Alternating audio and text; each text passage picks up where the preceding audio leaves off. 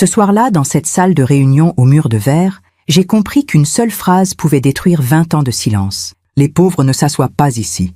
C'est en portugais qu'il l'a dit, devant tout le monde, devant le PDG, devant les actionnaires et devant moi. Je n'ai pas bougé, je n'ai pas répondu. J'ai simplement souri, parce que parfois, le silence est la plus élégante des réponses. Je m'appelle Isaline de Beaumarchais, j'ai 60 ans. Et ce que je vais vous raconter, je l'ai porté seule pendant des années. Pas par honte, par dignité. Il y a des choses qu'on ne dit pas parce qu'elles sont fausses, mais parce qu'elles sont trop vraies. Pendant longtemps, j'ai cru que le silence protégeait ceux qu'on aime, que si je me taisais, ma fille serait heureuse, que si je restais dans l'ombre, elle brillerait davantage. Je me trompais. Cette histoire commence il y a 6 ans, ou peut-être bien avant. Peut-être le jour où Graciel m'a présenté Théomir pour la première fois, dans ce restaurant du 16e arrondissement où il avait réservé la meilleure table. Il portait une montre trop voyante, un costume impeccable, un sourire poli, et dans ses yeux, cette lueur que je connaissais bien. Celle des hommes qui mesurent tout, le prix, la valeur, le rang.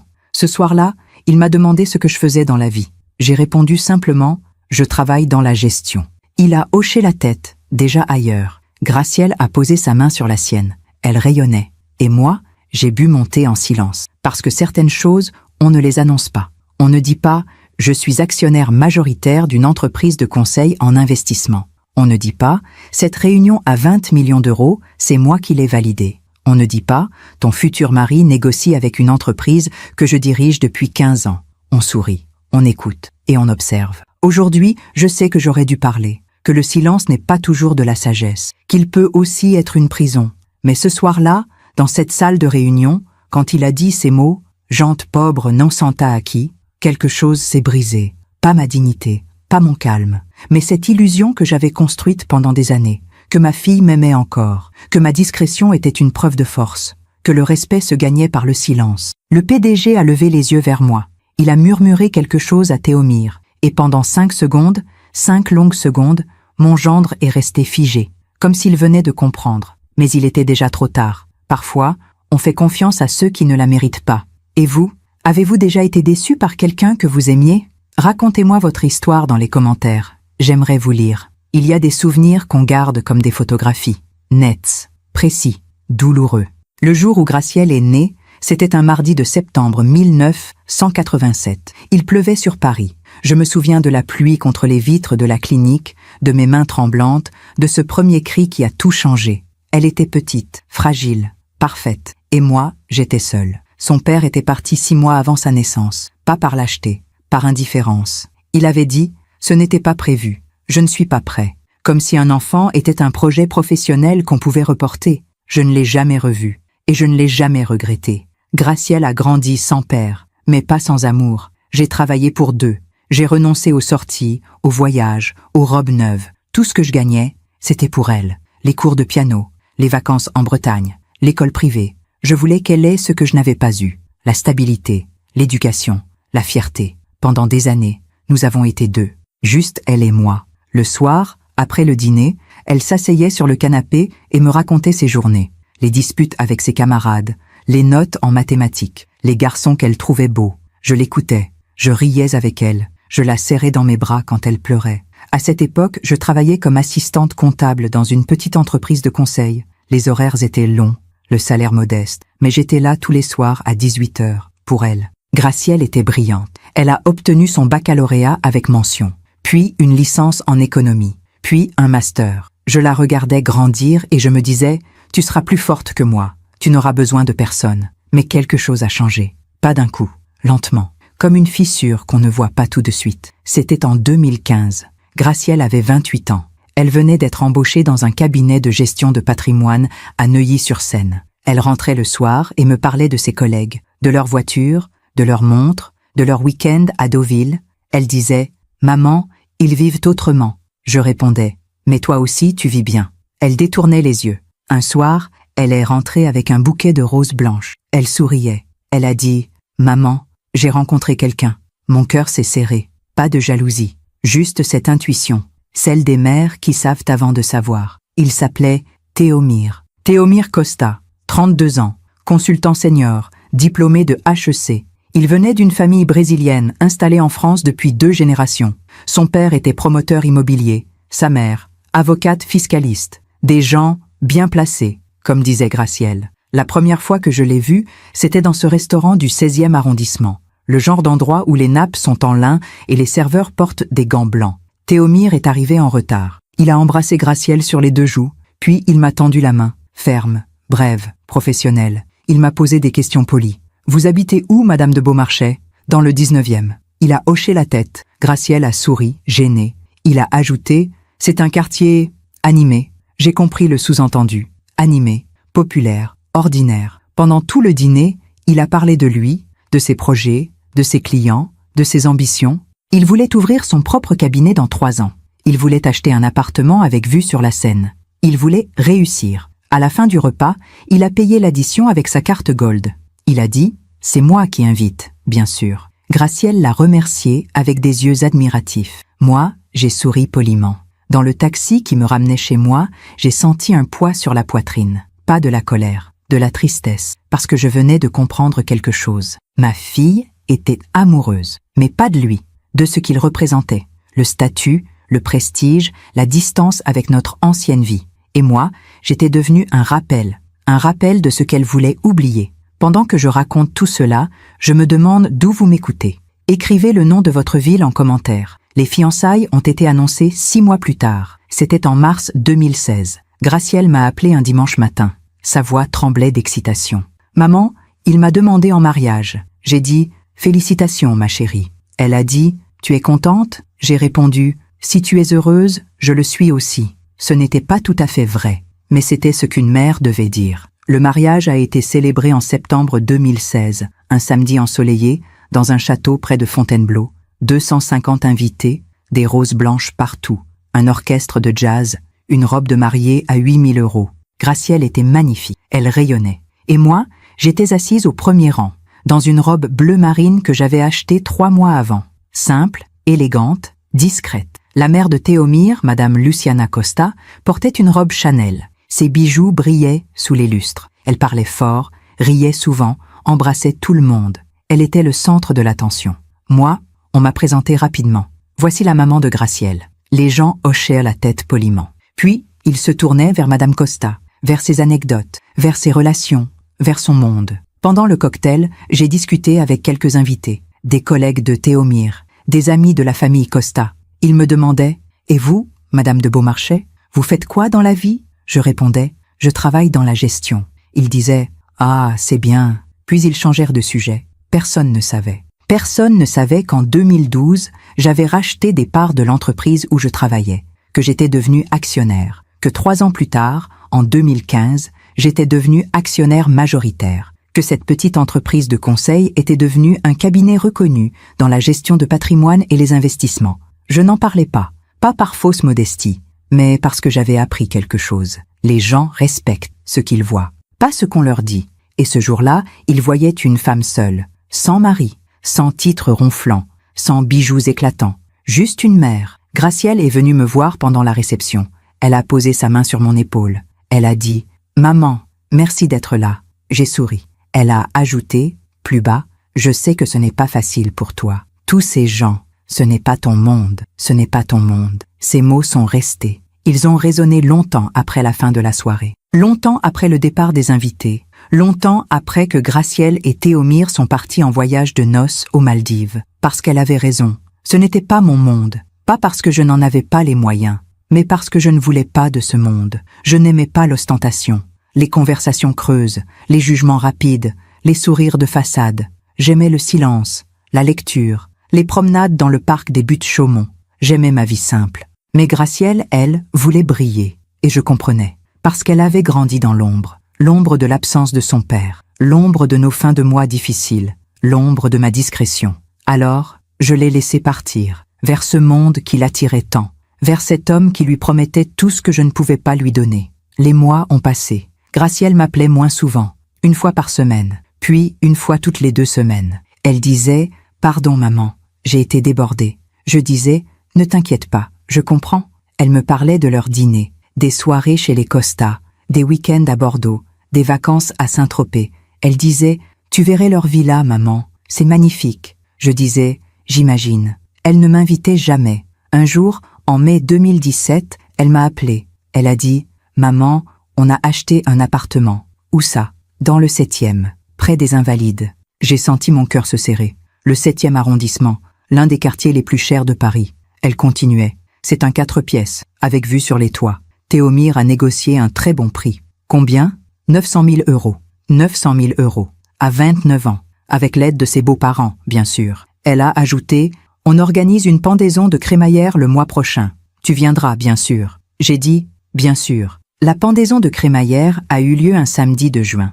J'ai pris le métro jusqu'à la Tour Maubourg. J'ai monté les escaliers jusqu'au 3e étage. Gracielle m'a ouvert la porte. Elle portait une robe beige, des talons hauts, un collier de perles. Elle ressemblait à sa belle-mère. L'appartement était splendide. Parquet haussmannien, moulure au plafond, cheminée en marbre, des canapés en cuir, une table en verre, des œuvres d'art moderne. Théomir m'a accueilli avec un sourire poli. Madame de Beaumarchais, bienvenue. Il m'a servi un verre de champagne. Puis il est retourné discuter avec ses invités. J'ai reconnu certains visages, des collègues à lui, des amis des Costa. Il parlait de placements financiers, de voyages en jet privé, de rénovation de résidences secondaires. Je me suis assise dans un coin du salon. Une femme est venue me parler. Elle m'a demandé « Vous êtes une amie de la famille ?» J'ai dit « Je suis la mère de Gracielle. » Elle a dit « Ah !»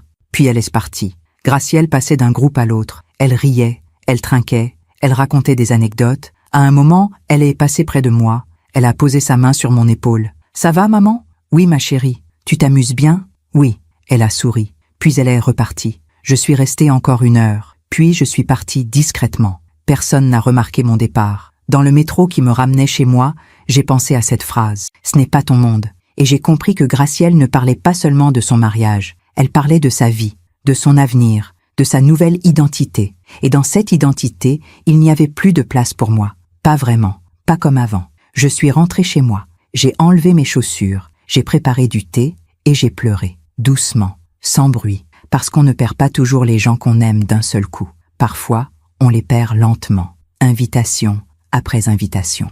Silence après silence. Sourire poli après sourire poli. Et un jour, on se réveille. Et on réalise qu'ils sont déjà partis. En 2018, Gracielle est tombée enceinte. Elle m'a annoncé la nouvelle par téléphone. Un mardi soir de février. « Maman, je vais être maman. » Sa voix tremblait de joie. J'ai pleuré. De bonheur, elle a cru. Mais c'était plus complexe que ça. C'était du bonheur mélangé à de la peur. Parce que je savais qu'un enfant changerait tout. Qu'il nous rapprocherait peut-être. Ou qu'il m'éloignerait encore plus. Pendant la grossesse, Gracielle m'a appelé plus souvent.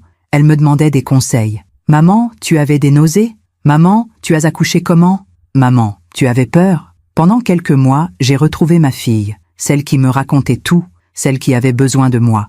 Mais Théomir, lui, était différent. Il parlait déjà de l'avenir de cet enfant. Il ira à l'école alsacienne. On l'inscrira au tennis dès 5 ans. Il apprendra l'anglais et le mandarin. Je disais, et si c'est une fille ? Il répondait, pareil. Le monde appartient à ceux qui savent se positionner. Se positionner. Toujours ce mot. Comme si la vie était une compétition permanente. Le bébé est né en octobre 2018. Un petit garçon. Ils l'ont appelé Valentin. Je suis allée à la maternité le lendemain. Gracielle était fatiguée mais heureuse. Elle m'a tendu Valentin. Il était minuscule, fragile, parfait. J'ai senti mes larmes couler. Théomir est entré dans la chambre. Il portait un costume. Il venait du bureau. Il a regardé Valentin et a dit « Il a les yeux des Costa ». Gracielle a souri. Moi, j'ai serré Valentin un peu plus fort. Les premiers mois, je venais les voir 1 fois par semaine, le mercredi après-midi. Je gardais Valentin pendant que Gracielle se reposait. Je lui chantais des berceuses. Je lui racontais des histoires. Je le berçais jusqu'à ce qu'il s'endorme. C'était les meilleurs moments de ma semaine. Parce que dans ces instants-là, j'étais utile. J'étais une grand-mère, pas une étrangère. Mais petit à petit, les choses ont changé. En mars 2019, Madame Costa a proposé de payer une nounou à temps plein. Gracielle a besoin de se reposer. Et vous, Madame de Beaumarchais, vous travaillez. J'ai dit, je peux m'organiser. Elle a souri poliment. C'est très gentil. Mais nous préférons quelqu'un de formé. Une professionnelle, comme si l'amour ne suffisait pas. La nounou s'appelait Céline, 28 ans, diplômée en puériculture. Elle parlait anglais couramment. Elle faisait du yoga avec Valentin. Elle lui lisait des livres en 3 langues. Elle était parfaite. Mes mercredis ont été espacés. Une fois toutes les 2 semaines, puis une fois par mois. Pardon maman, Céline a déjà prévu des activités. Et, pardon maman, on part chez les Costa ce week-end. Pardon maman, Valentin est fatigué. Je disais, je comprends. Et je comprenais vraiment. Je comprenais qu'on me remplaçait. En juin 2019, il y a eu le baptême de Valentin.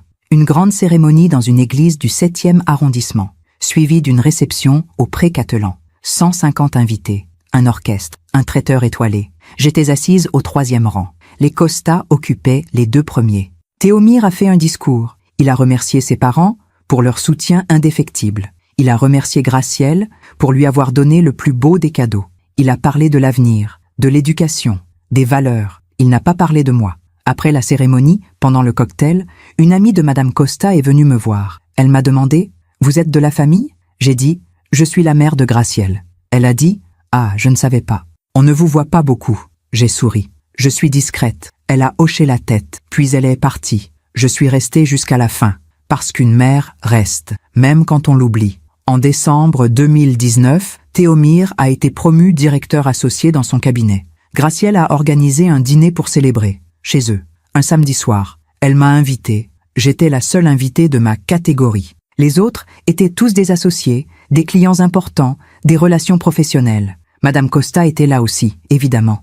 Elle portait une robe Dior, des boucles d'oreilles en diamant. Elle racontait des anecdotes sur les voyages de la famille. Pendant le dîner, la conversation a tourné autour de l'immobilier. Quelqu'un a dit « Le 19e, ça monte doucement, mais ce n'est pas encore là. » Quelqu'un d'autre a ri. « Le 19e ? Mon Dieu, non, c'est trop populaire. » Et j'ai baissé les yeux, parce que j'habitais dans le 19e. Gracielle le savait, Théomir le savait, mais personne n'a rien dit. À un moment, Madame Costa a demandé « Et vous, Madame de Beaumarchais, vous habitez toujours au même endroit ?» J'ai dit « Oui ». Elle a dit « Vous ne pensez pas à déménager ?» J'ai répondu « Non, je suis bien où je suis ». Elle a souri. C'est bien d'être attaché à ses racines. Ses racines. Comme si j'étais un arbre planté dans un sol pauvre. Après le dîner, j'ai aidé Gracielle à débarrasser. Elle m'a dit « Merci d'être venue, maman ». J'ai dit « C'est normal ». Elle a baissé la voix. « Je sais que ce n'est pas facile pour toi. Tous ces gens ?» J'ai dit « Je vais bien, ne t'inquiète pas ». Mais elle ne m'a pas cru. Ou plutôt, elle a choisi de me croire, parce que c'était plus simple. En janvier 2020, le monde s'est arrêté. La pandémie, les confinements, les restrictions, la peur. Pendant des mois, je n'ai pas vu Valentin. Gracielle m'appelait par vidéo. « Dis bonjour à mamie, Valentin. » Il avait 18 mois. Il babillait, il souriait, mais il ne me reconnaissait plus. Théomir travaillait de chez lui. Il apparaissait parfois à l'écran, derrière Gracielle. Il disait « Bonjour, Madame de Beaumarchais. Vous allez bien ?» Je disais « Oui. Et vous ? On gère. Heureusement qu'on a de l'espace ici. » De l'espace. J'habitais un 2 pièces de 45 mètres carrés. Eux vivaient dans 110 mètres carrés. Mais il avait raison. Heureusement qu'ils avaient de l'espace. Pendant cette période, mon entreprise a continué de tourner. En télétravail, en visioconférence. Les investissements ont ralenti, mais nous avons tenu, parce que j'avais bâti quelque chose de solide, quelque chose de discret, mais de résilient. Personne ne savait, ni Gracielle, ni Théomir. Ils pensaient que je travaillais dans la gestion, un métier vague, un salaire modeste, une vie simple, et je les laissais penser ça, parce que je n'avais rien à prouver, ou du moins, c'est ce que je me disais. En septembre 2020, les restrictions se sont assouplies. J'ai pu revoir Valentin. Il avait presque 2 ans. Il marchait, il parlait un peu. Mais quand il m'a vu, il s'est caché derrière Gracielle. Elle a dit « Il ne te reconnaît plus, maman. Ça fait longtemps. » J'ai souri. C'est normal. Mais mon cœur s'est brisé un peu plus. Les mois ont passé. 2021, 2022. Valentin grandissait. Il allait à la crèche, puis à la maternelle. Une école privée dans le 7e. Cours d'anglais, cours de musique, cours de natation. Je le voyais une fois par mois, parfois moins. Pardon, maman, on a un planning très chargé. Et je disais toujours, je comprends, parce que c'est ce que font les mères. Elles comprennent. Elles s'effacent, elles attendent. Mais parfois, tard le soir, dans mon appartement silencieux, je me demandais si j'avais bien fait, de me taire, de m'effacer, de ne rien dire. Je me demandais si Gracielle m'aimait encore, ou si elle avait juste pitié. Je me demandais si Théomir me respectait, ou s'il me tolérait, parce que j'étais la mère de sa femme. Je me demandais si Valentin se souviendrait de moi. Ou si, dans quelques années, je deviendrais juste une vieille dame qu'il voyait à Noël. Et puis, un jour, j'ai arrêté de me demander. Parce que j'ai compris. J'ai compris que le silence n'était pas de la sagesse. C'était de la lâcheté. Je me demande encore si j'ai fait le bon choix. Et vous? Qu'auriez-vous fait à ma place? En 2023, Théomir a ouvert son propre cabinet. Costa & Associés, conseil en gestion de patrimoine et investissement. Bureau dans le 8e arrondissement. Vue sur les Champs-Élysées, 5 associés, 15 employés. Gracielle était fière. Elle en parlait à chaque appel. Théomir travaille jour et nuit, maman. Il vient de signer un contrat avec une famille princière du Moyen-Orient. On a été invité à Monaco pour un gala de charité. Je l'écoutais. Je disais, c'est formidable. Et je le pensais vraiment. Parce qu'une mère veut toujours que sa fille soit heureuse, même quand cette fille l'oublie. En avril 2023, Gracielle m'a appelée. Elle semblait nerveuse. Maman, j'ai besoin de te parler. Mon cœur s'est serré. Quand une fille dit ça, c'est rarement une bonne nouvelle. Elle a dit, on va déménager. Où ça? Dans le 16e, près du Trocadéro. Elle a continué rapidement, comme pour justifier. C'est pour Valentin. Les écoles sont meilleures, et Théomir a besoin d'être proche de ses clients. Je ne savais pas quoi dire. Le 16e arrondissement. Encore plus loin, encore plus cher, encore plus éloigné de ma réalité. Elle a ajouté, on a trouvé un 5 pièces, 140 mètres carrés, avec terrasse. Combien? 1,3 million, 1 300 000 euros. Je suis restée silencieuse. Elle a dit, maman, tu es là? J'ai dit, oui, je suis contente pour vous. Tu viendras nous voir, bien sûr, mais je savais que chaque déménagement était une distance de plus, pas seulement géographique, émotionnelle. En juillet 2023, ils ont emménagé. Un appartement magnifique, parquet en chêne massif, cuisine ouverte, baie vitrée donnant sur la tour Eiffel. Une chambre pour Valentin, une chambre d'amis, un bureau pour Théomir. Je suis venue pour la pendaison de crémaillère. Il y avait au moins 50 personnes, des associés de Théomir, des amis, la famille Costa au complet. Madame Costa m'a saluée avec un sourire poli. Madame de Beaumarchais, toujours fidèle au poste, j'ai souri. Toujours. Pendant la soirée, j'ai observé. Les gens buvaient du champagne. Ils riaient. Ils parlaient fort. Ils se congratulaient. Ils s'échangeaient des cartes de visite. C'était un réseau, un club, un monde où je n'avais pas ma place. Théomir faisait visiter l'appartement. Il montrait la terrasse, le dressing, la vue. Il disait, on a eu de la chance. C'est un quartier en or. Quelqu'un a demandé, et le financement? Il a souri. Mes parents ont aidé, et j'ai de bons rendements sur mes investissements. Il parlait avec assurance, comme si tout lui était dû, comme s'il avait construit un empire. Plus tard dans la soirée, je me suis retrouvée sur la terrasse, seule. Je regardais les lumières de Paris, la tour Eiffel scintillait. Un homme est venu me rejoindre, un associé de Théomir. Il m'a demandé, « Vous êtes de la famille ?» J'ai dit, « Je suis la mère de Gracielle. » Il a dit, « Ah, vous devez être fière. Pourquoi? Votre fille a épousé un homme brillant. » J'ai souri poliment, mais je n'ai rien dit, parce que je ne savais pas quoi dire. En septembre 2023, Valentin est entré en grande section de maternelle, école privée bilingue, 4 000 euros par trimestre. Gracielle m'envoyait des photos.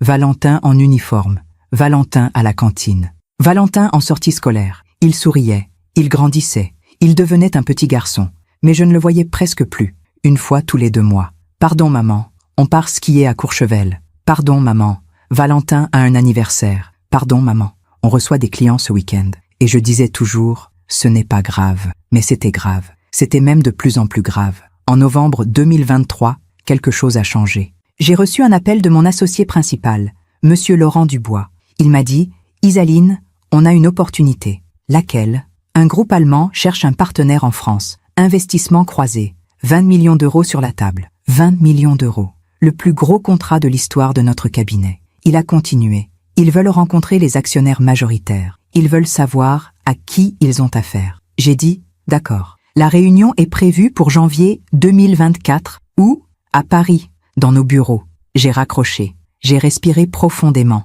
20 millions d'euros. C'était l'aboutissement de 15 ans de travail, de sacrifices, de décisions difficiles, de nuits blanches, mais personne ne le savait. Ni Gracielle, ni Théomir. Pour eux, j'étais juste une employée, une femme modeste qui vivait dans le 19e, une grand-mère qu'on voyait de temps en temps. En décembre 2023, Gracielle m'a invitée pour Noël, chez eux, dans le 16e. J'ai apporté des cadeaux pour Valentin, des livres, un puzzle, un pull en laine, des cadeaux simples. Madame Costa était là aussi. Elle a apporté une trottinette électrique pour Valentin, un drone télécommandé, un coffret de Lego à 200 euros. Valentin a ouvert mes cadeaux. Il a dit « Merci, mamie », poliment. Puis il s'est précipité vers les cadeaux de Madame Costa. Théomir a dit « Valentin, qu'est-ce qu'on dit ?» Valentin a dit « Merci, mamie Luciana ». Il l'a embrassée. Elle a ri. « De rien, mon chéri. Tu le mérites. » Gracielle m'a regardé. Elle a dit « Merci, maman. C'est gentil. » Mais son regard disait autre chose. Son regard disait « Pourquoi tu n'achètes pas des cadeaux comme ça ?» Plus tard, pendant le dîner, la conversation a tourné autour du cabinet de Théomir. Il racontait ses succès. Un nouveau client fortuné. Un placement réussi. Une commission importante. Madame Costa a dit « Tu vas devenir le meilleur de Paris, mon fils. » Il a souri. « J'essaie, maman. » Puis Monsieur Costa a demandé « Et toi, Isaline, toujours dans la gestion ?» J'ai dit « Oui. » Tu travailles pour quelle entreprise déjà ? Un cabinet de conseil. Ah, c'est bien. Il n'a pas demandé le nom. Il n'était pas intéressé. Parce que pour lui, j'étais transparente. Théomir a ajouté « Le secteur du conseil, c'est compliqué en ce moment. Beaucoup de concurrence. » J'ai dit « Oui. » Il a continué. « Heureusement que vous avez un emploi stable. À votre âge, ce n'est pas évident de retrouver du travail. À votre âge, j'avais 58 ans. » Et il parlait de moi comme si j'étais déjà à la retraite. Gracielle n'a rien dit. Elle a continué de manger, elle a continué de sourire. Elle a laissé son mari me diminuer. Et c'est à ce moment-là que j'ai compris. J'ai compris que Gracielle n'était pas seulement passive, elle était complice. Après le dîner, j'ai aidé à débarrasser. Madame Costa est venue dans la cuisine. Elle m'a dit « Vous savez, Isaline, Gracielle a beaucoup de chance. Pourquoi ? Théomir lui offre une belle vie. Elle ne manque de rien. » J'ai dit « Je sais. » Elle a ajouté « C'est important pour une femme d'avoir un homme qui subvient à ses besoins. » Subvient à ses besoins. Comme si Gracielle était une enfant. Comme si elle n'avait pas son propre diplôme, sa propre carrière. Je n'ai rien répondu, parce que je savais que ça ne servait à rien. Je suis partie vers 22 heures. Gracielle m'a raccompagnée à la porte. Elle m'a embrassée sur les joues. « Merci d'être venue, maman. » J'ai dit « Joyeux Noël, ma chérie. » Dans le métro qui me ramenait chez moi, j'ai pensé à cette soirée, aux cadeaux, au regard, au silence. Et j'ai compris quelque chose. Je comprenais que je n'étais pas juste oubliée, j'étais méprisée. En janvier 2024, la réunion a été confirmée. 20 millions d'euros. Les Allemands voulaient rencontrer l'équipe dirigeante. Monsieur Dubois m'a dit « Il faut que tu sois là, Isaline. Tu es l'actionnaire majoritaire. » J'ai dit « Je serai là. » La réunion était prévue pour le 15 janvier, dans nos bureaux, rue de la Bourse, dans le 2e arrondissement.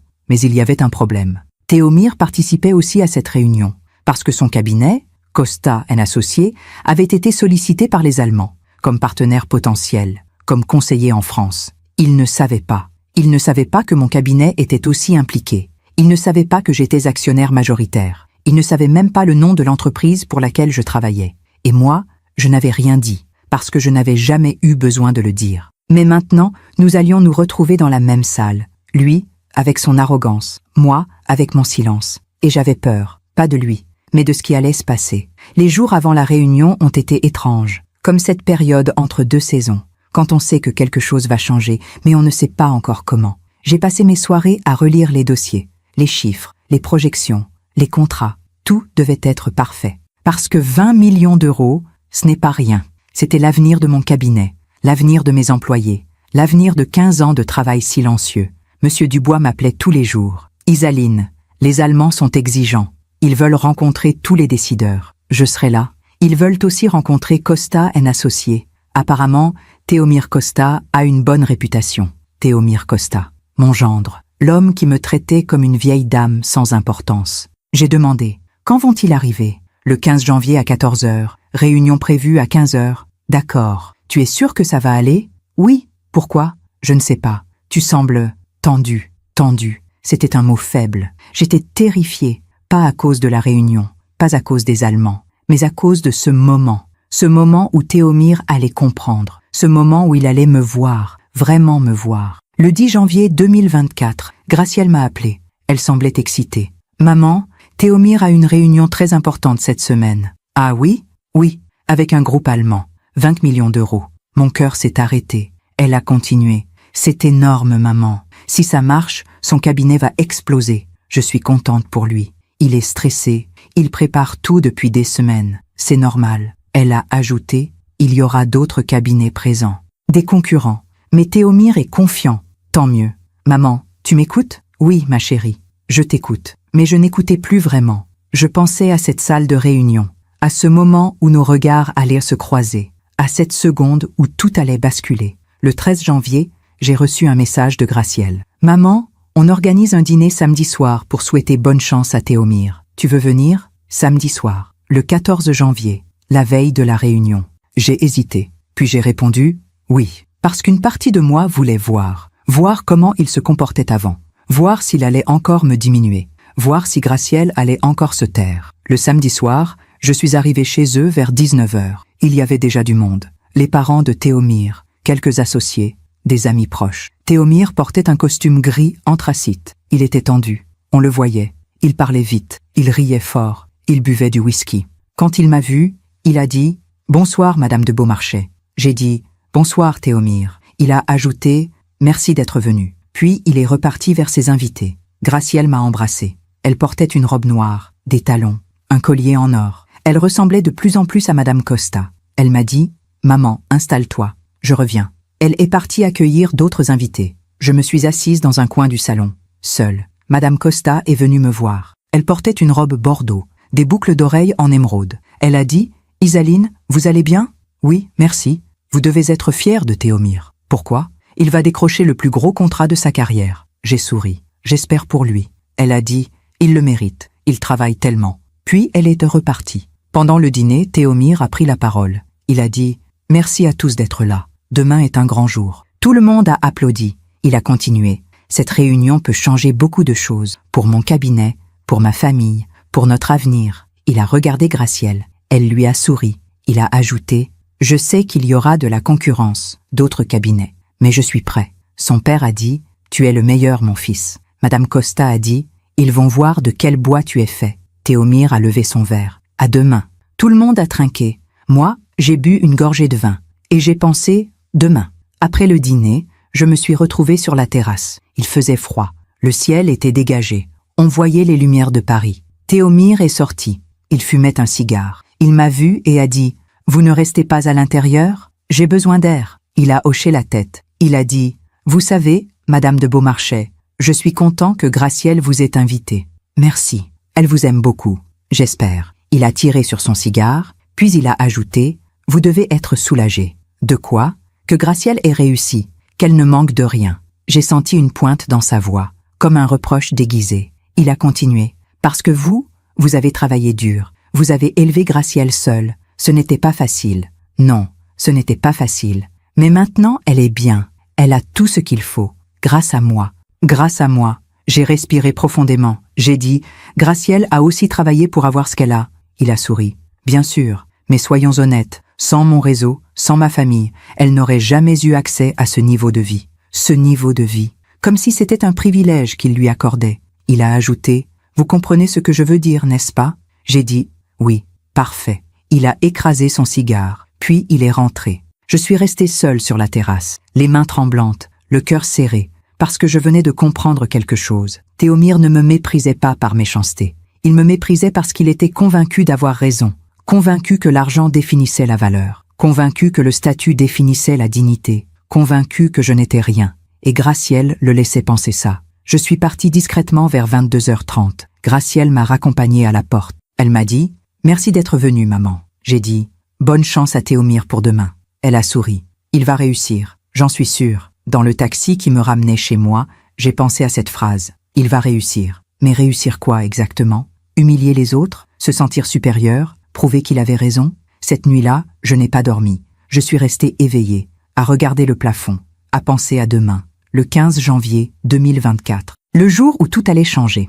Le matin, je me suis levée à 6h. J'ai pris une douche. J'ai mis un tailleur bleu marine. Simple, élégant, professionnel. J'ai regardé mon reflet dans le miroir. J'avais 58 ans, des cheveux grisonnants, des rides autour des yeux, mais aussi quelque chose d'autre, une force tranquille, une dignité silencieuse, parce que je n'avais pas construit mon succès sur l'arrogance, je l'avais construit sur le travail, sur la discrétion, sur la compétence. À 13h, je suis arrivée au bureau, rue de la Bourse, 2e arrondissement, un immeuble haussmannien, sobre, discret. Monsieur Dubois m'attendait. Il a dit « Isaline, tout est prêt. Les Allemands arrivent à 14h. Et les autres cabinets ? Costa & Associés sera là à 14h30. 14h30. Dans 1h30, Théomire allait franchir cette porte. Dans 1 heure et demie, il allait me voir. Monsieur Dubois a demandé « Ça va aller ?» J'ai dit « Oui. Tu es sûre ?»« Certaine. » Mais je mentais. Parce que j'avais peur, pas de lui, mais de ce moment où tout allait éclater. À 14 heures précises, les Allemands sont arrivés. 3 hommes, une femme, costumes impeccables, poignées de main fermes. Monsieur Dietrich, le directeur général, a dit « Merci de nous recevoir ». Monsieur Dubois a dit « C'est un plaisir ». Ils se sont installés dans la salle de réunion, une grande table ovale, des chaises en cuir, une vue sur les toits de Paris. Monsieur Dietrich a regardé autour de lui. Il a demandé « Où est l'actionnaire majoritaire ?» Monsieur Dubois a souri. « Elle arrive, elle. » À 14h25, je suis entré dans la salle de réunion. Les Allemands se sont levés. Monsieur Dietrich a tendu la main. « Madame de Beaumarchais ?»« Oui, enchanté. J'ai beaucoup entendu parler de vous. » J'ai serré sa main, puis celle des autres. Nous nous sommes assis. Monsieur Dietrich a ouvert le dossier. Il a dit « Madame de Beaumarchais, votre cabinet a une excellente réputation. Merci. Depuis combien de temps êtes-vous actionnaire majoritaire ?»« Depuis 2015. » Il a hoché la tête. Impressionnant. À 14h30 précise, on a frappé à la porte. Mon cœur s'est arrêté. Monsieur Dubois a dit « Entrez ». La porte s'est ouverte et Théomir est entré. Théomir est entré avec assurance. Costume bleu marine, chemise blanche, cravate bordeaux. Il portait une mallette en cuir. Il souriait. Derrière lui, 2 de ses associés. Un homme d'une 40aine d'années, une femme plus jeune. Tous impeccables. Monsieur Dubois s'est levé. « Messieurs, madame, bienvenue. » Théomir a serré la main de Monsieur Dubois. Puis il s'est tourné vers les Allemands. « Monsieur Dietrich, c'est un plaisir. » Poignée de main ferme. Sourire confiant. Puis son regard a balayé la salle. Il a vu la table, les dossiers, les écrans, et moi, assise à la droite de Monsieur Dietrich, en face de la place qu'on lui avait réservée. Son sourire s'est figé, juste une seconde. Puis il a repris contenance. Il a dit « Madame de Beaumarchais ?» Sa voix était surprise, polie, mais surprise. J'ai dit « Bonjour Théomir ». Il a regardé Monsieur Dubois, puis Monsieur Dietrich, puis moi. Il a demandé « Vous travaillez ici ?» Monsieur Dietrich a souri. Il a dit « Madame de Beaumarchais est l'actionnaire majoritaire de ce cabinet. » Silence. Théomir a cligné des yeux, comme s'il n'avait pas bien entendu. Il a dit « Pardon ?» Monsieur Dubois a répété « Madame de Beaumarchais dirige ce cabinet depuis 2015. » Théomir est resté debout, immobile, sa mallette à la main, ses associés derrière lui. Son visage est passé par plusieurs expressions. La surprise, l'incrédulité, la confusion. Et puis quelque chose d'autre, quelque chose de plus sombre. Monsieur Dietrich a dit « Monsieur Costa, asseyez-vous, je vous prie. » Théomir s'est assis lentement, comme un automate. Ses associés se sont installés à côté de lui. Il me regardait, fixement, comme s'il essayait de comprendre. Monsieur Dietrich a ouvert le dossier. Il a dit « Bien, commençons ». Mais Théomir n'écoutait pas. Il me regardait toujours. Monsieur Dubois a présenté notre cabinet, l'historique, les résultats, les projets. Il parlait de croissance, de rentabilité, de vision stratégique. Puis il a dit « Et tout cela grâce au leadership de Madame de Beaumarchais ». Monsieur Dietrich a hoché la tête. Il a dit « Nous avons étudié vos bilans. Très impressionnant. » Il s'est tourné vers moi. « Madame, comment avez-vous réussi à développer ce cabinet en 10 ans ?» J'ai souri calmement. J'ai dit « Par le travail, la discrétion et la confiance. » Théomir a serré les poings sous la table. Je l'ai vu. Monsieur Dietrich a continué. « Nous cherchons un partenaire fiable, quelqu'un qui comprend le marché français, quelqu'un de solide. » Il m'a regardé. « Et votre cabinet correspond exactement à nos critères. » Théomir a toussé. Il a dit « Excusez-moi ». Tout le monde s'est tourné vers lui. Il a ajouté « Je pense qu'il y a eu une confusion. » Monsieur Dietrich a froncé les sourcils. « Une confusion ?» Théomir a dit « Je ne savais pas que Madame de Beaumarchais. » Il s'est arrêté. Il a cherché ses mots. Je suis restée silencieuse, calme, les mains posées sur la table. Monsieur Dubois a dit « Vous ne saviez pas quoi, Monsieur Costa ?» Théomir a regardé ses associés, puis moi, puis Monsieur Dietrich. Il a dit « Rien, excusez-moi, continuez. » Mais sa voix tremblait légèrement. La réunion a continué. Monsieur Dietrich posait des questions. Je répondais. Monsieur Dubois complétait. Théomir écoutait, mais il ne parlait plus. Il regardait ses notes, puis moi, puis ses notes à nouveau. À un moment, Monsieur Dietrich a demandé « Et vous, Monsieur Costa, quelle est votre proposition ?» Théomir a sursauté. Il a ouvert son dossier. Il a commencé à parler, mais sa voix manquait d'assurance. Il a dit « Notre cabinet, Costa & Associés, nous avons une expertise en gestion de patrimoine. » Il bafouillait légèrement. Monsieur Dietrich écoutait poliment, mais je voyais son regard. Un regard qui évaluait, qui comparait. Théomir a continué. Nous avons des clients fortunés, des relations internationales. Monsieur Dietrich a dit, combien d'employés? 15. Depuis combien de temps? Depuis 2023. Monsieur Dietrich a hoché la tête. Donc un cabinet récent. Théomir a dit, oui, mais en forte croissance. Monsieur Dietrich a souri poliment. Puis il s'est tourné vers moi. Madame de Beaumarchais, combien d'employés avez-vous? J'ai dit, 32. Et votre chiffre d'affaires annuel? 12 millions d'euros. Silence. Théomir a pâli. Monsieur Dietrich a dit, impressionnant. Puis il a regardé Théomir. Et vous, monsieur Costa? Théomir a avalé sa salive. 3 millions d'euros. Monsieur Dietrich a noté quelque chose. Puis il a refermé son dossier. Il a dit, je pense que nous avons suffisamment d'informations. Il s'est levé. Tout le monde s'est levé aussi. Il m'a serré la main. Madame de Beaumarchais, nous vous recontacterons très prochainement. Merci, monsieur Dietrich. Puis il s'est tourné vers Théomir. Monsieur Costa, merci pour votre présentation. Poignée de main brève, sourire poli. Mais je savais, tout le monde savait. La décision était déjà prise. Les Allemands sont partis. Les associés de Théomir sont sortis. Monsieur Dubois est parti chercher des documents. Il ne restait que moi et Théomir, seul dans la salle de réunion. Il me regardait, fixement. Son visage était blême. Il a dit, depuis quand? J'ai dit, depuis quand quoi? Depuis quand vous êtes... Il n'arrivait pas à finir sa phrase. J'ai dit calmement, actionnaire majoritaire, depuis 2015. Il a secoué la tête. Pourquoi vous n'avez rien dit? J'ai souri doucement. Vous ne m'avez jamais demandé. Il a frappé la table du poing. Ne jouez pas avec moi. Sa voix était montée d'un ton. Pour la première fois, il perdait son calme. J'ai dit, je ne joue pas, Théomir. Je n'ai jamais joué. Il a dit, vous auriez dû me dire. Pourquoi? Parce que... Il cherchait ses mots. J'ai dit, parce que vous m'auriez traité différemment? Silence. Il a détourné le regard. J'ai continué. Vous m'auriez respecté? Vous m'auriez invité différemment? Vous auriez parlé de moi autrement? Il ne répondait pas. J'ai dit, Théomir, pendant des années, vous m'avez regardé de haut. Il a dit, ce n'est pas vrai. Si, c'est vrai. Ma voix était calme, mais ferme. Vous m'avez traité comme une vieille dame sans importance, comme une mère embarrassante, comme quelqu'un qui n'avait pas sa place dans votre monde. Il a dit, vous exagérez. Vraiment? J'ai pris une pause. Puis j'ai dit, le soir de votre mariage, vous m'avez à peine adressé la parole. J'étais occupée. À la pendaison de crémaillère, on m'a demandé si j'étais une amie de la famille. Ce n'était pas ma faute. À Noël dernier, vous avez dit que j'avais de la chance d'avoir un emploi stable, à mon âge. Il a baissé les yeux. Et samedi soir, sur votre terrasse, vous m'avez dit que Gracielle avait tout grâce à vous. Silence. J'ai continué. Vous pensez que l'argent définit la valeur. Vous pensez que le statut définit la dignité. Il a dit, ce n'est pas ce que je pense. Si, c'est exactement ce que vous pensez. Il a levé les yeux vers moi. Il y avait quelque chose dans son regard. De la colère, de la honte, de la confusion. Il a dit, Gracielle ne sait pas? J'ai dit, non. Pourquoi vous ne lui avez jamais dit? J'ai souri tristement. Parce que je voulais qu'elle m'aime pour ce que je suis, pas pour ce que j'ai. Silence. Il a dit, vous allez le lui dire maintenant? J'ai dit, je ne sais pas encore. Il a pris sa mallette, il s'est levé, il a dit, vous avez gagné. J'ai dit, ce n'était pas une compétition, Théomir. Il a dit, pour vous, peut-être, pas pour moi. Puis il est sorti. Je suis restée seule dans la salle de réunion, assise à cette grande table, les mains tremblantes, le cœur lourd, parce que je n'avais pas gagné. J'avais juste montré la vérité. Et la vérité n'apporte pas toujours du soulagement. Parfois, elle apporte juste de la solitude. 1 heure plus tard, mon téléphone a sonné. C'était Gracielle. J'ai hésité. Puis j'ai répondu. Maman? Sa voix tremblait. Oui, ma chérie. Théomir vient de rentrer. Il est bizarre. Bizarre comment? Il ne parle pas. Il est enfermé dans son bureau. J'ai fermé les yeux. Elle a continué. Il a dit quelque chose de bizarre. Quoi?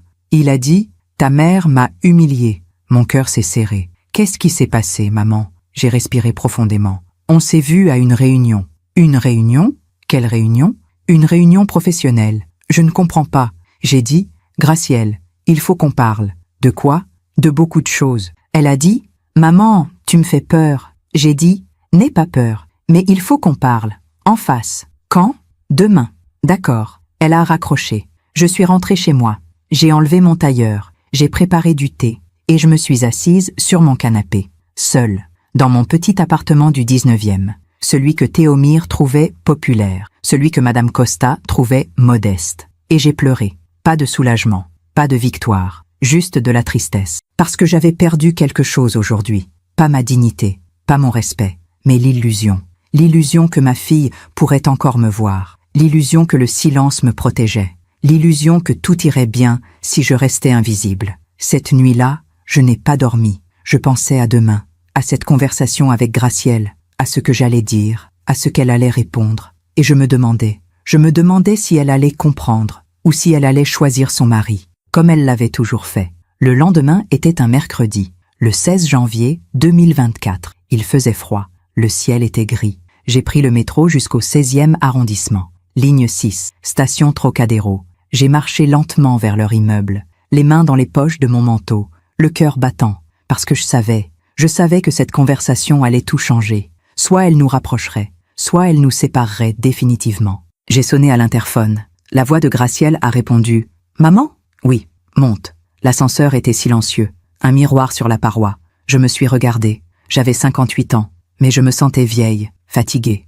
Gracielle m'a ouvert la porte. Elle portait un pull gris, un jean, pas de maquillage. Elle avait les yeux rouges. Elle a dit « Entre ». Je suis entrée. L'appartement était silencieux, trop silencieux. J'ai demandé « Valentin est à l'école ?»« Oui. »« Et Théomir ?»« Au bureau. » Elle m'a conduite au salon. Nous nous sommes assises, face à face, comme deux étrangères. Elle a dit « Qu'est-ce qui s'est passé hier ?» J'ai pris une grande respiration. Théomir et moi, nous étions à la même réunion professionnelle. Quelle réunion? Une réunion avec un groupe allemand, pour un contrat de 20 millions d'euros. Ses yeux se sont écarquillés. « Tu étais là? Pourquoi ?» J'ai dit calmement « Parce que mon cabinet était aussi invité. »« Ton cabinet? » Oui. Elle a froncé les sourcils. « Mais tu travailles dans la gestion, non ?» J'ai souri tristement. « Gracielle, je ne t'ai jamais menti, mais je ne t'ai jamais tout dit non plus. Je ne comprends pas. » J'ai pris une autre respiration. Je suis actionnaire majoritaire d'un cabinet de conseil en gestion de patrimoine et investissement. Depuis 2015. Silence. Elle me regardait, bouche ouverte, incrédule. Elle a dit « Quoi ?» Je dirige un cabinet, 32 employés, 12 millions d'euros de chiffre d'affaires annuel. Elle a secoué la tête. Ce n'est pas possible. Si, c'est possible. Elle s'est levée. Elle marchait de long en large. Pourquoi tu ne m'as jamais rien dit? J'ai dit, parce que je voulais que tu m'aimes pour ce que je suis, pas pour ce que j'ai. Elle s'est arrêtée. Mais, elle cherchait ses mots.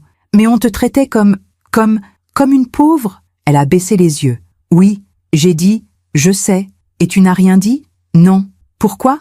J'ai dit, parce que je voulais voir. Voir quoi? Voir si tu me défendrais. Voir si tu me respecterais même sans savoir. Voir si tu m'aimerais même si je n'avais rien. Silence. Elle s'est rassise. Les larmes coulaient sur ses joues. Elle a dit « Maman ?» Sa voix tremblait. « Maman, je ne savais pas. » J'ai dit « Je sais. » Elle a continué. « Si j'avais su, tu aurais quoi ?» Elle s'est tue, parce qu'elle savait. Elle savait que rien n'aurait changé. Pas vraiment. J'ai dit doucement « Gracielle, le problème n'est pas que tu ne savais pas. Le problème, c'est que tu m'as laissé être traitée comme ça. » Elle a secoué la tête. « Ce n'est pas vrai. » Si, ma voix était calme, mais ferme. À ton mariage, tu m'as dit « Ce n'est pas ton monde. Je ne voulais pas te blesser. » Mais tu l'as fait. Elle pleurait maintenant. Aux pendaisons de crémaillère, tu me présentais à peine. J'étais occupée. À Noël, quand Théomir parlait de mon âge, de mon quartier, de ma vie, tu ne disais rien. Je ne voulais pas créer de conflit. J'ai dit « Gracielle,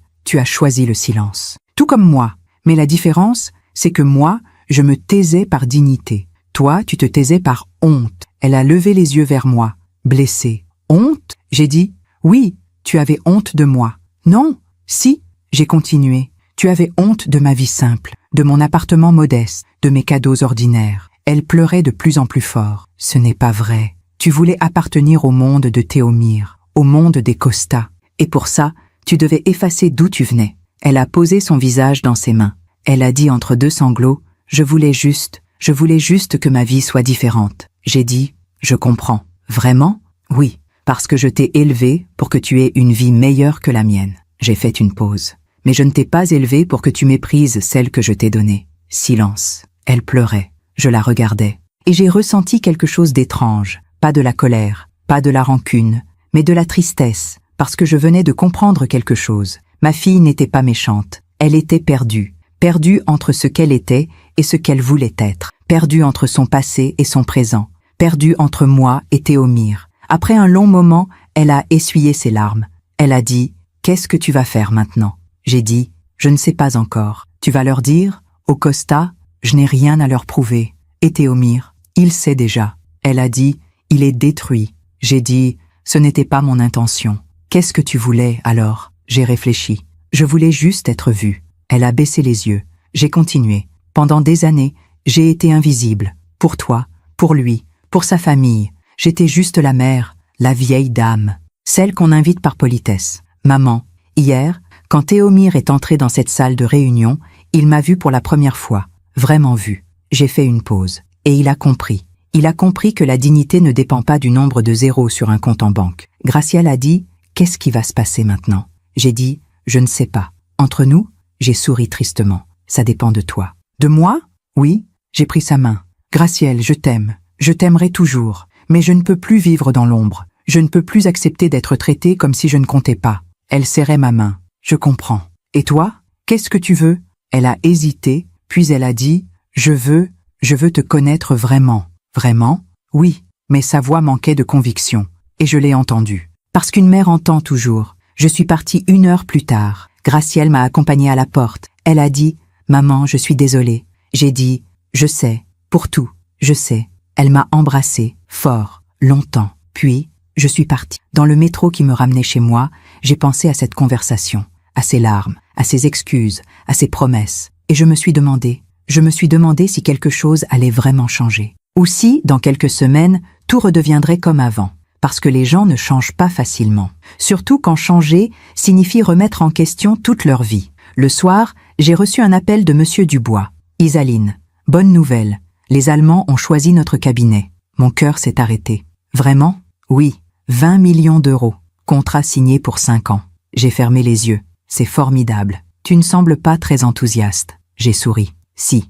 Je suis juste fatiguée. Repose-toi. Tu le mérites. J'ai raccroché. Je me suis assise sur mon canapé, dans mon petit appartement, celui que je n'avais jamais quitté, celui que j'aimais, et j'ai pleuré. Pas de tristesse, pas de joie, juste de soulagement, parce que j'avais gagné ce contrat, mais j'avais perdu quelque chose d'autre. Quelques jours plus tard, en février 2024, j'ai reçu un message de Gracielle. « Maman, Théomir veut te parler. » J'ai hésité. Puis j'ai répondu. « Quand ? Demain soir, chez nous. » J'ai accepté. Le lendemain soir, je suis retournée dans le 16e. Théomir m'a ouvert la porte. Il portait un pull noir, un jean. Il semblait fatigué. Il a dit « Madame de Beaumarchais ». J'ai dit « Bonsoir Théomir ». Nous nous sommes assis au salon. Gracielle était là aussi, silencieuse. Théomir a dit « Je voulais m'excuser ». J'ai dit « Pourquoi ?»« Pour la façon dont je vous ai traité ». J'ai hoché la tête. Il a continué « Je ne savais pas, je sais, mais ce n'est pas une excuse ». J'ai dit « Non, ce n'en est pas une ». Il a baissé les yeux. Je pensais que le succès se mesurait par ce qu'on montrait, par ce qu'on affichait. Et maintenant, je sais que je me trompais. J'ai dit, vraiment? Il a levé les yeux vers moi. Vous ne me croyez pas. Si, je veux vous croire, Théomir, mais les mots sont faciles, les actes sont plus difficiles. Il a hoché la tête. J'ai perdu ce contrat à cause de mon arrogance. J'ai dit, vous avez perdu ce contrat parce que votre cabinet est plus jeune et moins expérimenté.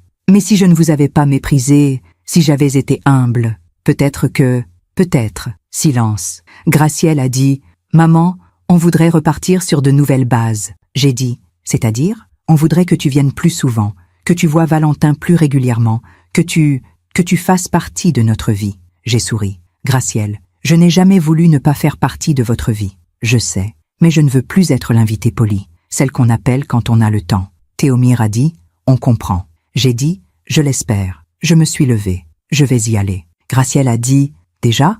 Oui, j'ai besoin de temps, pour réfléchir, pour comprendre si je peux vous faire confiance à nouveau. » Elle a dit, « Combien de temps ?» J'ai souri. « Je ne sais pas. » Théomir s'est levé. « Madame de Beaumarchais, je ferai tout pour regagner votre respect. » J'ai dit, « Ne le faites pas pour moi, faites-le pour vous. » Et je suis partie. Dans le taxi qui me ramenait chez moi, j'ai pensé à cette soirée, à leurs excuses, à leurs promesses. Et j'ai compris quelque chose. Le pardon n'est pas une porte qu'on ouvre d'un coup. C'est un chemin qu'on emprunte lentement, pas à pas, jour après jour. Et parfois, on ne sait pas où ce chemin mène. Les mois ont passé, lentement, comme une saison qui ne veut pas finir. Mars 2024, avril, mai. Le printemps est arrivé sur Paris.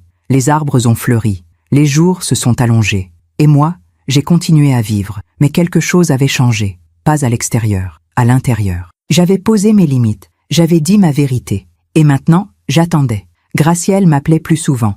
Une fois par semaine, elle me demandait de venir voir Valentin. Elle me parlait de son quotidien. Elle essayait, mais je sentais. Je sentais que quelque chose manquait encore. La sincérité peut-être, ou la profondeur, parce qu'on ne répare pas 6 ans de distance en quelques mois. En avril 2024, j'ai reçu un appel de Monsieur Dubois. « Isaline, j'ai une nouvelle. Bonne ou mauvaise? Bonne pour nous, moins bonne pour Costa et Associés. » Mon cœur s'est serré. Qu'est-ce qui se passe? Ils viennent de perdre un gros client, un homme d'affaires saoudien. Pourquoi? Apparemment, il a entendu parler de la réunion de janvier, de l'attitude de Théomir Costa. J'ai fermé les yeux. Comment? Les Allemands ont parlé. Le milieu des affaires est petit, tu sais. Les gens se parlent.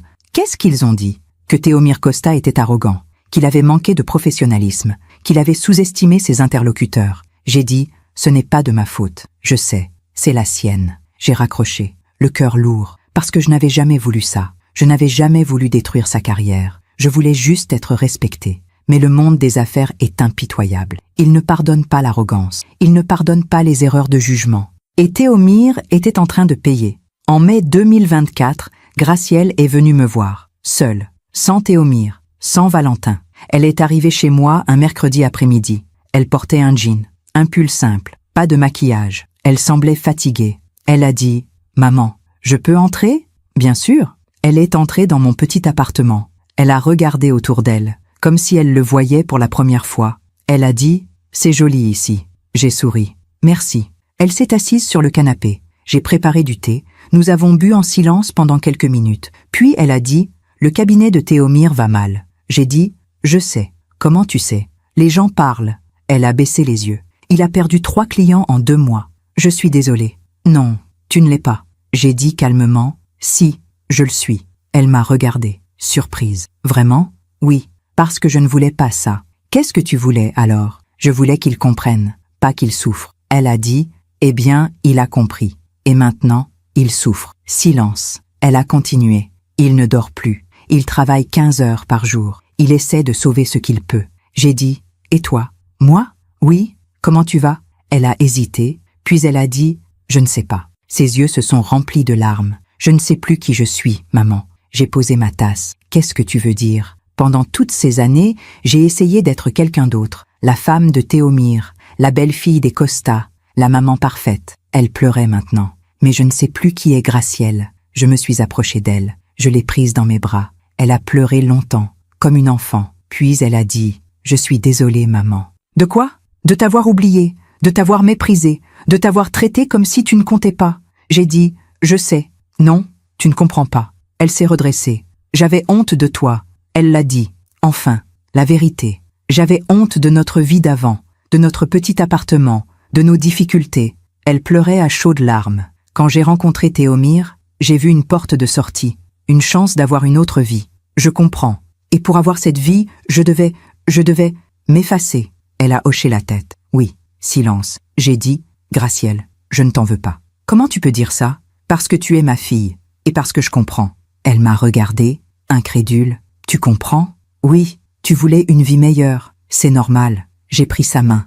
Mais maintenant, tu dois choisir. Choisir quoi? Choisir qui tu veux être. Elle a essuyé ses larmes. Je ne sais pas comment. Commence par être honnête, avec toi-même, avec moi, avec Théomir. Elle a hoché la tête. Nous sommes restés ensemble tout l'après-midi, à parler, à pleurer, à nous retrouver, lentement. En juin 2024, j'ai reçu une invitation officielle, pour un gala de bienfaisance organisé par la Chambre de commerce franco-allemande. Monsieur Dubois m'a appelé. « Isaline, tu dois venir. C'est important. » Pourquoi? Parce qu'ils vont annoncer notre partenariat avec les Allemands. Tu seras sur scène. Mon cœur s'est arrêté. Sur scène? Oui, pour recevoir une distinction. Femme entrepreneureuse de l'année.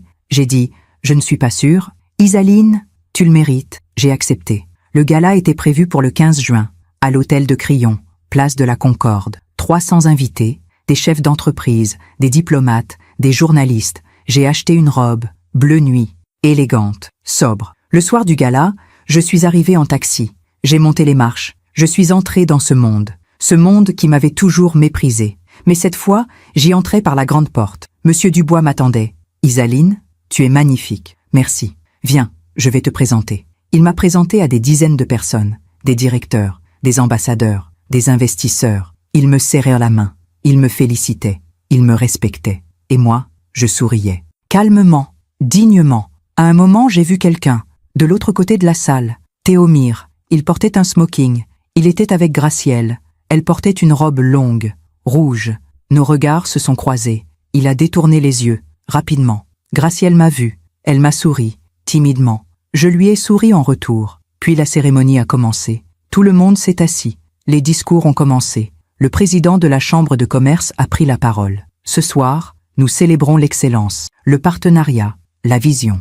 Il a parlé du contrat avec les Allemands, de l'importance de la collaboration franco-allemande. Puis, il a dit « Et je voudrais rendre hommage à une femme qui incarne parfaitement ses valeurs. » Mon cœur battait fort. Une femme qui a bâti son entreprise avec discrétion, avec compétence, avec intégrité. Il a marqué une pause. Madame Isaline de Beaumarchais. Applaudissements. Je me suis levée. J'ai monté sur scène. Les lumières étaient fortes. 300 pères Dieu me regardaient. Le président m'a remis une plaque. « Félicitations, Madame de Beaumarchais. » J'ai dit « Merci ». Il a dit « Vous voulez dire quelques mots ?» J'ai hésité. Puis j'ai pris le micro. J'ai regardé la salle. J'ai vu Monsieur Dubois qui souriait. J'ai vu les Allemands qui applaudissaient. J'ai vu Gracielle qui pleurait. Et j'ai vu Théomir. Il me regardait, fixement, le visage pâle. J'ai dit « Merci beaucoup pour cette distinction ».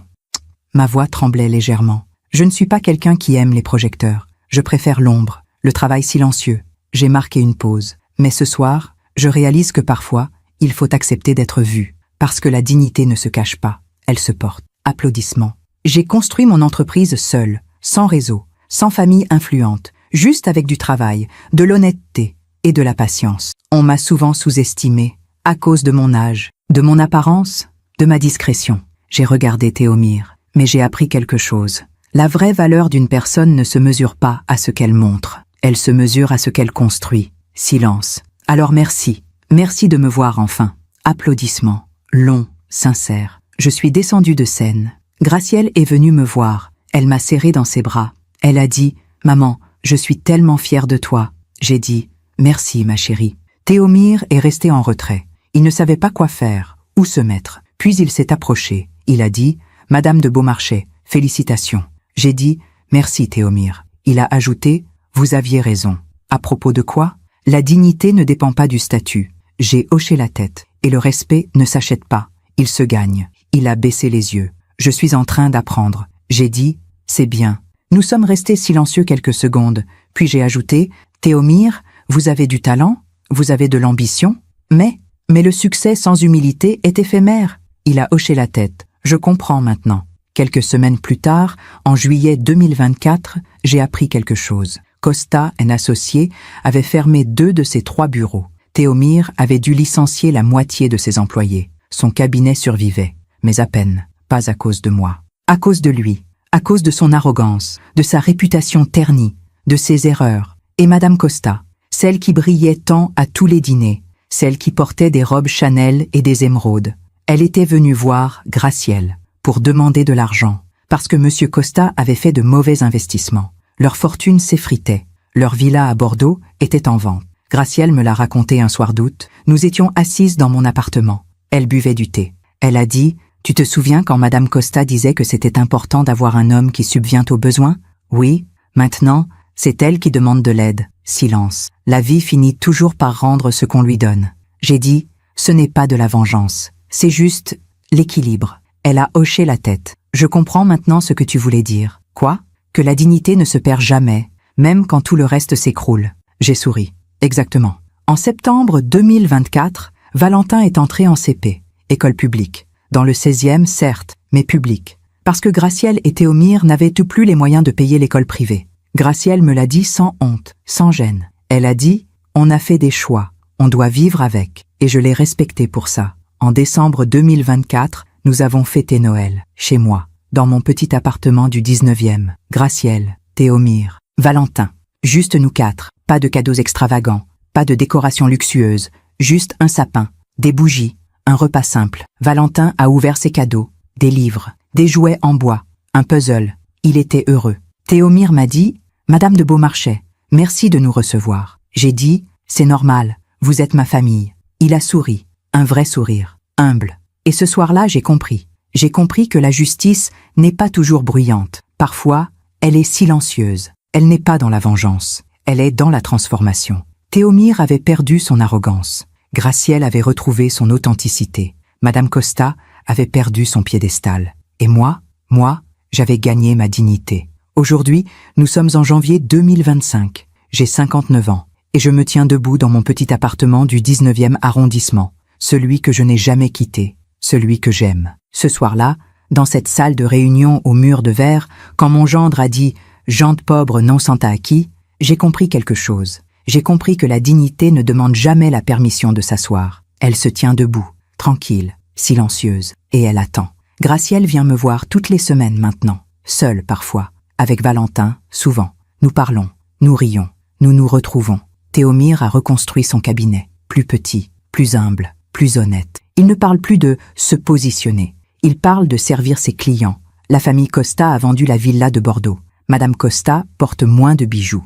Monsieur Costa a pris sa retraite. Et moi, mon cabinet continue de prospérer. Mais je n'ai rien changé à ma vie. Je vis toujours ici, dans ces 45 mètres carrés, parce que le bonheur ne se mesure pas en mètres carrés. Valentin m'appelle Mamie Isaline, maintenant. Il vient dormir chez moi un week-end par mois. Je lui raconte des histoires. Je lui apprends que la vraie richesse, c'est la dignité. Il y a quelques jours, il m'a demandé « Mamie, pourquoi tu habites ici et pas dans un grand appartement comme maman ?» J'ai souri. Parce que j'ai tout ce qu'il me faut ici. L'essentiel. C'est quoi l'essentiel? L'amour, la paix et savoir qui on est. Il a hoché la tête, comme s'il comprenait déjà. Ce que j'ai appris, c'est simple. Le silence peut être une force, mais il ne doit jamais être une prison. J'ai gardé le silence pendant des années, par dignité, par amour, par peur aussi. Mais le jour où j'ai parlé, le jour où je me suis montré, tout a changé. Pas parce que j'ai humilié quelqu'un, mais parce que j'ai arrêté de m'humilier moi-même. Aujourd'hui, quand je croise mon reflet dans le miroir, je vois une femme qui a bâti quelque chose, une femme qui a élevé une fille, une femme qui a survécu au jugement et qui a gardé sa dignité. Si mon histoire aide ne serait-ce qu'une femme à ouvrir les yeux, alors tout cela aura eu un sens. Parce que nous ne sommes pas définis par ce que les autres voient, nous sommes définis par ce que nous savons être vrai. Et moi, je sais qui je suis. Je suis Isaline de Beaumarchais, j'ai 59 ans. Je dirige un cabinet de 12 millions d'euros. Je vis dans le 19e arrondissement. Je bois du thé le soir, je lis sur mon canapé, je vois ma fille chaque semaine. Je serre mon petit-fils dans mes bras, et je suis en paix. Parce que la vie finit toujours par rendre ce qu'on lui donne. À ceux qui humilient, elle rend l'humilité. À ceux qui jugent, elle rend le jugement. Et à ceux qui gardent leur dignité, elle rend la paix. Merci de m'avoir écouté jusqu'au bout. Si cette histoire a touché votre cœur, abonnez-vous et activez la cloche pour entendre d'autres femmes qui ont transformé la douleur en sagesse. Chaque jour, une femme, une leçon de vie. Partagez cette histoire avec quelqu'un que vous aimez. Parfois, une histoire change toute une journée. Que Dieu vous bénisse et à très bientôt.